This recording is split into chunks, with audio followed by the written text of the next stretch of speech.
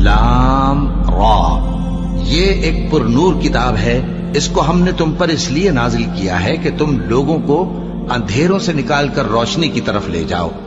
یعنی ان کے پروردگار کے حکم سے عزت والے خوبیوں والے مالک کے راستے کی طرف، یعنی اس اللہ کے راستے کی طرف کہ جو کچھ آسمانوں اور زمین میں ہے سب اسی کا ہے۔ اور ان کافروں کے لیے عذاب شدید کی وجہ سے تباہی اور بربادی مقدر ہے، جو آخرت کے مقابلے میں دنیاوی زندگی کو پسند کرتے اور لوگوں کو اللہ کے راستے سے روکتے اور اس میں کجی چاہتے ہیں۔